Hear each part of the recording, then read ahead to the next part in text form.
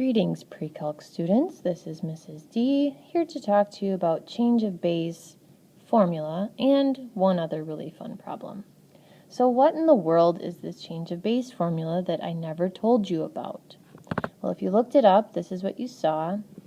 Notice that a single log expression has been rewritten in another base, and I like the choice there of A, because to me that says any base. You can really change from one base into any other base as you please. So let's just see how this works with numbers and believe it, and then we'll talk about why it works. So if I have log base 4 of 16, not a difficult problem, but we do all know the answer hopefully is 2, because with a base of 4, the power is 2 that is required to get to 16.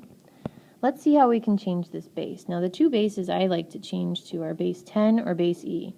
Why? Because they are on our calculator. So natural log really is kind of mystical to people, so I'm going to actually change this into natural log. So my new base is E, and I will have to take the natural log of that same number, 16, and then divide by, again, the natural log. I'm using the same new base of my base, 4. Check it out if you don't believe me. This does work out to 2. Amazing. We could have changed it into base 10, and it would look like this. Log log of 16 divided by log log of 4, and wouldn't you know it, that also works out to 2. Slick. Now, why does this work? And by the way, you could have changed it into log base 7 of 16 divided by log base 7 of 4. I don't know why you would, but you could. You could really change it into any base you want, okay? Why does this work? Let's look at that. So I'm going to clear some space here and pause, actually. Okay, so a fresh start here. I'm going to actually look at evaluating log base 4 of 20. Not a number that we know, but I'm guessing it's bigger than 2, smaller than 3. Let's talk about some properties of logarithms that we've recently learned about. So when I look at it in this exponential form, if I were to try to solve for x, I could take the log of both sides. Now we've done this only once before, but let's see what happens here. So notice I'm using log base 10. I have log of 20 on one side of the equation, and on this side I have log of 4 to the x. That power is really what we want to figure out. Remember, there's a power rule, and that power rule says that we can multiply by that power to that logarithm, and that kind of gets rid of the power actually. So I'm a little bit closer to figuring out what that power is of 4.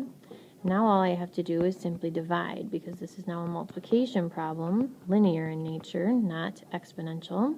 And if I just divide by log of 4, this is where the change of base formula comes from. So if I actually do the figuring here, log of 20 divided by log of 4, I get the approximation 2.16096. Not very approximate, but there it is. Now, bear in mind that back here I could have taken, instead of log, I could have done the natural log or any other base log, and this property of powers would still apply. And if I had done that, I would be looking at x natural log of 4 equals the natural log of 20, and even still we would just be dividing by that number, and we would get to the same exact result. So this is kind of the nuts and bolts of why change of base works. It works because of the property of logarithms, the power property. Now, you have a lovely yellow joke sheet, and one of my favorite problems on this page is number 10. Make sure you find the correct number 10 here. It looks extremely complicated, and your job is to simplify, yes? In other words, condense. Now what I like about this problem is it's very algebra based. I will start by condensing into one product because I see the addition symbol here. So I'm going to multiply x squared over x squared minus 1 by this other fraction, x plus 1 over x. Now not too long ago we worked with these rational expressions, and we did a lot of simplifying and rewriting and solving and whatnot. So I'm going to actually just make this one fraction. And as I kind of put this stuff together, I'm thinking, gosh, that's a lot of stuff.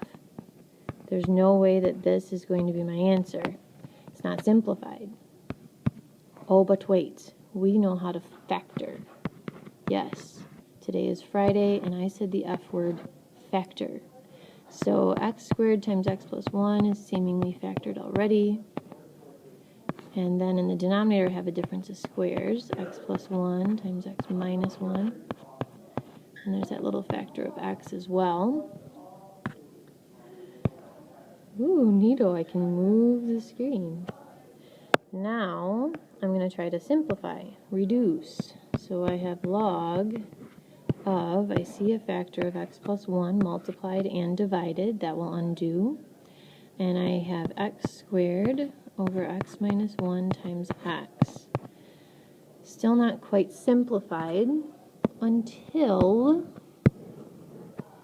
I notice that there's an x in x squared. Actually, there's two of them.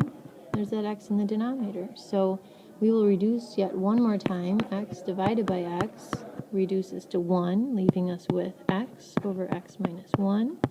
For the contents of this logarithm, this, ladies and gentlemen, is your simplified answer. Quite easily done. Practicing your algebra skills, go for it, keep problem solving, you can do it.